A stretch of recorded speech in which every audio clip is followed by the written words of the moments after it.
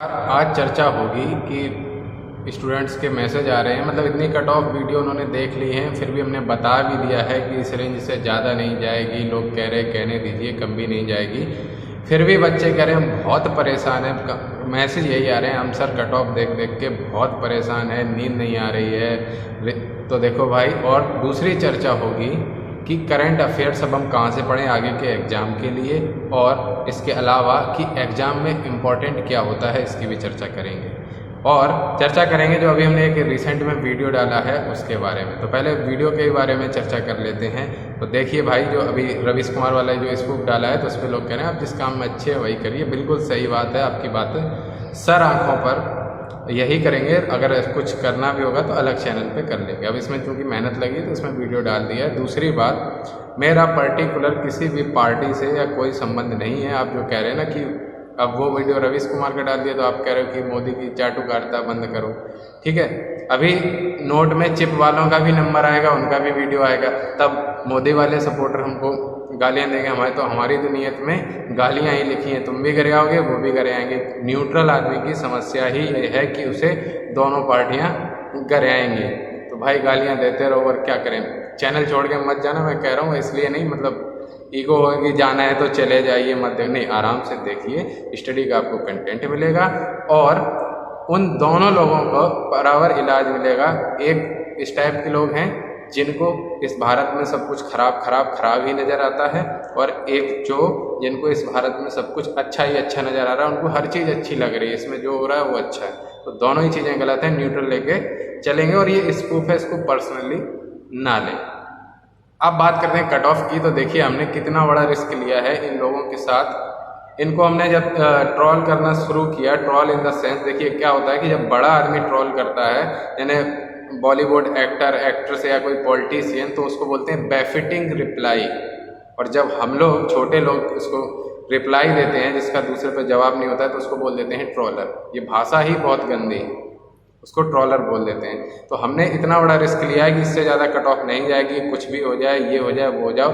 अब क्या हो रहा है कि वो लोग हमें यानी कहाँ से नंबर निकाल के कोई गालियाँ दे रहा है, कोई कह रहा है वीडियो हटा ले, मतलब वही बड़े चैनल हमको ऐसा बोल रहे हैं। तो हमें उससे कोई फ़र्क नहीं पड़ता, तुमको जो उखाड़ना है उखाड़ लो। फिर कह रहे हैं तुमको जो उखाड़ना है उखाड़ लो, हम तुमको एक्सपोज करते रहेंगे, तुमको दूसरों का मटेरियल चोरी करके बेचने नहीं देंगे। बेचना है तो बेचो, हम बताएंगे कि ये कहाँ से चोरी कर रहा है, क्योंकि हम पढ़ते हैं, पढ़ाते भी हमें पता रहता है कि ये कहाँ से उठा रहा है, कहाँ से कॉपी कर रहा है और कहाँ से पेस्ट कर रहा है। वो आईआईटी वाला देख रहे हैं, वो क्या करता है, इनसाइट की इंग्लिश वाले उठाता है, उसको गूगल ट्रांसलेट करता है, छाप देता है, बोलता है लाओ पैसे। हम डायरेक्ट कहेंगे इनसाइट से पढ़ लो फ्री में। जैसे हम अपने पे मैक्सिमम चीज़ें घटना चक्र से या किसी के नोट से पढ़ाते हैं, तो मैं बोल देता हूँ कि हाँ मैं यहाँ से पढ़ा रहा हूँ, और डायरेक्ट पढ़ना चाहें तो पढ़ लो।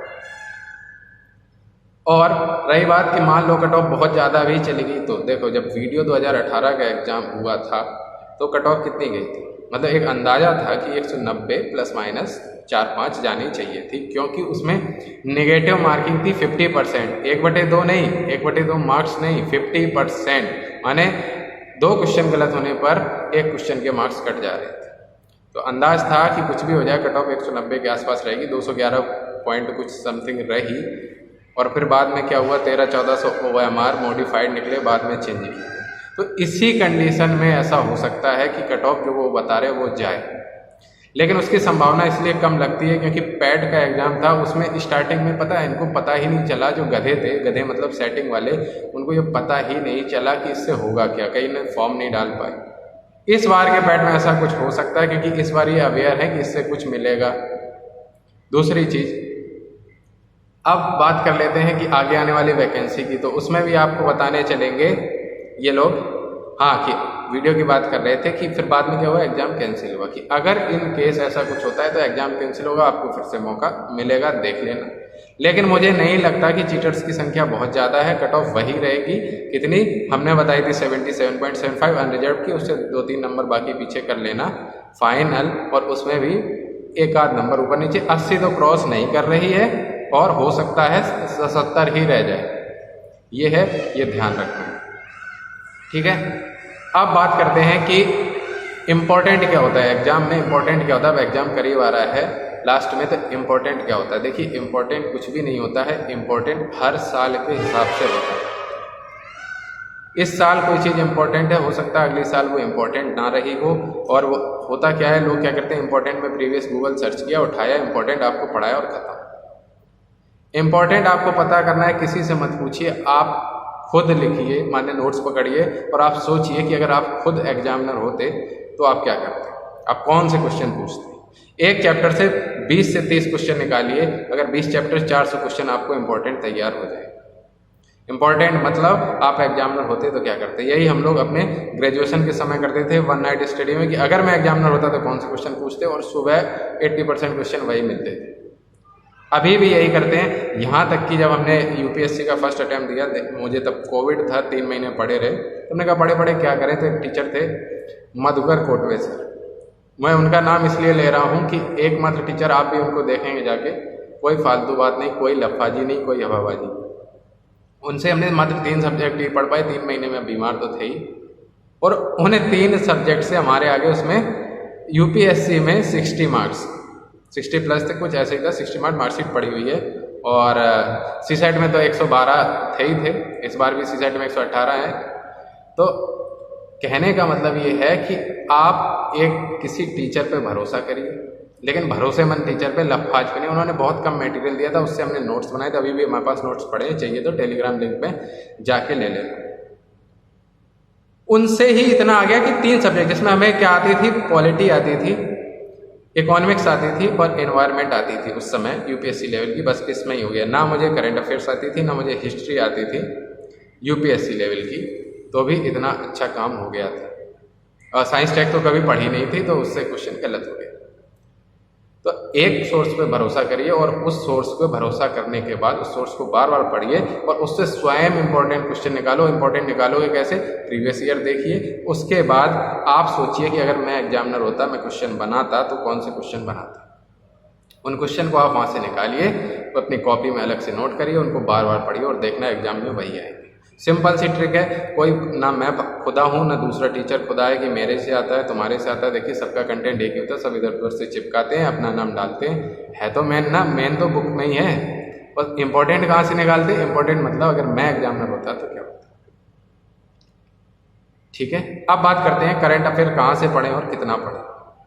देखिए हर एग्जाम के लिए करंट अफेयर्स अलग अलग तरीके होते हैं पढ़ने के। अगर आपको पीसीएस यानी कि यूपी पीसीएस देना है, तो लास्ट 6 मंथ एग्जाम की डेट से लास्ट 6 मंथ के करंट अफेयर्स पढ़ लीजिए और 1 लाइनर पढ़ लीजिए, आपका काम हो जाएगा। लेकिन अगर आप बैंकिंग के एस्पिरेंट्स हैं, तो आप लास्ट 3 मंथ के और जिस दिन एग्जाम है उससे 1 दिन पहले तक का पढ़ लीजिए, तो आपका काम हो जाएगा। अगर आप यूपीएससी या एसएससी सीजीएल के एस्पिरेंट हैं, या एफकेट के हैं, या फिर सीएपीएफ असिस्टेंट कमांडेंट के हैं, तो आपको पढ़ने चाहिए लास्ट 1.5 साल के करंट अफेयर्स। लास्ट 1.5 साल क्यों कह रहे हैं कि पिछले 2 से 3 साल में ट्रेंड आया, जैसे मान लो अभी यूक्रेन रसिया विवाद आया, तो उस समय वो करंट में था टॉपिक, तो उन्होंने एक भी क्वेश्चन नहीं पूछा। आप देख लेना, मैं ऑन कैमरा कह रहा हूँ, आप देख लेना, इस बार में यूक्रेन रसिया से संबंधित कुछ आएगा। वो क्या करते हैं कि 1 साल बाद वो ये परीक्षा ले रहे हैं आपको, कि ऐसा तो नहीं आप रट के आ गए, आप पहले से इस बारे में अवेयर हैं कि नहीं। तो यूपीएससी जैसी परीक्षाओं के लिए या एसएससी सीजीएल जैसी परीक्षाओं के लिए 1.5 साल का करंट अफेयर्स पढ़ें। इसके बाद करंट अफेयर्स भी पढ़ें या ना पढ़ें, इसकी भी बात कर लेते हैं। तो देखो करंट अफेयर्स हमेशा डीप पढ़ना चाहिए, लास्ट के दिनों को छोड़ के रिवीजन 1 लाइनर से कर सकते हैं। उससे फ़ायदा क्या होगा, जैसे मान लीजिए एक क्वेश्चन है रामप्पा टेम्पल, तो आपको लगा कि रामप्पा टेम्पल के बारे में पूछा गया, तो ये क्वेश्चन आ गया स्टैटिक्स से या हिस्ट्री से, या मतलब हिस्ट्री में आर्ट एंड कल्चर से। एक्चुअली था क्या, वो क्वेश्चन था करंट अफेयर से, रामप्पा टेम्पल को किसी यूनेस्को ने कुछ दर्जा दिया, तब वो हो गया करंट का टॉपिक। तो जब आप डीप पढ़ेंगे, मान लो यूनेस्को ने किसी टेम्पल को या कोई जगह को दर्जा दिया, तो उसके बारे में 4 लाइनें हिस्ट्री लिखी होती हैं, ज्योग्राफी लिखी होती है, माने कहाँ पर स्थित है, आसपास किस नदी के किनारे वो शहर स्थित है आदि। तो आपकी स्टैटिक भी तैयार हो जाएगी अगर आप डीप पढ़ेंगे। किसी भी मैगजीन से उठा के पढ़ लीजिए, मैं किसी भी मैगजीन को प्रमोट नहीं कर रहा हूँ, लेकिन विजन की जो मैगजीन है वो बेस्ट है। विजन की मैगजीन से पढ़िए और एक बार स्टैटिक पढ़, देखिए एक बार लेक्चर से आप स्टैटिक पढ़ लीजिए, उसके बाद क्या करिए, उसके नोट्स बना लीजिए। नोट्स क्या बनाएंगे, सारी चीज़ नोट्स में नहीं लिखनी है, जो चीज़ें इंपॉर्टेंट हैं साथ साथ आपको नहीं पता, मान लो परमाणु क्रमांक के बारे में कुछ लिखा है, परमाणु भार के बारे में, आपको तो ये सब पता है और आपको ये नहीं पता है कि सबसे हल्की धातु कौन सी है, तो आप नोट्स में क्या लिखेंगे कि सबसे हल्की धातु कौन सी है, बस। परमाणु क्रमांक, परमाणु भार, फिर तो वो कॉपी हो जाएगी। नोट्स क्या होना चाहिए, नोट्स आपकी कॉपी के जो आपकी पूरी कॉपी है उस नोट्स उसका 10% होना चाहिए। अगर 100 पेज की आपकी कॉपी है, कंटेंट है, तो 10 पेज में आपके नोट्स तैयार हो जाने चाहिए और लास्ट में वही रिवाइज करके जाना चाहिए। उसके बाद जब आप स्टैटिक पढ़ लेंगे तो उसमें आपने नोट्स बना लिए और रिवीजन लास्ट में कर लेंगे। उसके बाद क्या करें, किसी भी जैसे विजन हमने बताया और भी जो आपको सूट करती हो इंग्लिश वालों के लिए या और भी जो पढ़ते हो उससे आप पढ़िए करंट अफेयर्स डीप में, और साथ साथ में उसमें स्टैटिक दिया जाता है। जैसे मान लीजिए पॉलिटी भी है, तो पॉलिटी में मान लो आर्टिकल 249 है, कुछ है ना कानून बनाने की शक्ति वाला, तो आपको लग रहा है कि ये तो पॉलिटी से आया, एक्चुअली उसमें करंट में कुछ हुआ होगा, उससे संबंधित आया, तो वही आपको नीचे स्टैटिक भी लिख देते, तो वहां से स्टैटिक तैयार। स्टैटिक एक बार पढ़ लीजिए, सीधी नज़र मार के, हाँ ठीक है, नोट्स बना लीजिए, बात खत्म। उसके बाद स्टैटिक आप उठा के मत देखिए, करंट अफेयर्स सीधे उठाइए, कौन से डिटेल वाले, जिसमें करंट के साथ साथ उसकी डिटेल मतलब हिस्ट्री, ज्योग्राफी और उसको इकोनॉमिक्स रूप से मतलब इकोनॉमिकली रूप से उससे क्या फ़ायदे नुकसान, उसमें सब कुछ लिखा होता है, पढ़ लीजिए। कोई भी एग्जाम, दुनिया का कोई भी एग्जाम बहुत आसानी से निकल जाए। इम्पोर्टेंट हमने बताया वही होता है जो आप एग्जामिनर बनेंगे, मतलब आप खुद एग्जामिनर अपने आप को सोचो और क्या पूछेंगे। ठीक है, तो चैनल को सब्सक्राइब कर लीजिए। इसके बाद पैट का तो चल ही रहा है, क्विक रिवीजन चल रहा है। देखिए उसमें हम घटना चक्र जल्दी जल्दी पढ़ा रहे हैं, कह रहे हैं कि आप रामायण की तरह पढ़ रहे हैं, तो भाई क्विक रिवीजन ऐसे ही होता है, उसमें हम कंसेप्ट और इंटरेस्टिंग नहीं बना सकते। इंटरेस्टिंग बनाना है तो डिटेल वाले वीडियो बनते हैं। रिवीजन के लिए आधा घंटे में अगर पूरी साइंस कंप्लीट करनी है तो पढ़ना ही पड़ेगा ना जल्दी जल्दी, और बताना पड़ेगा ये इंपॉर्टेंट है, ये इंपॉर्टेंट। चलिए बहुत बहुत धन्यवाद।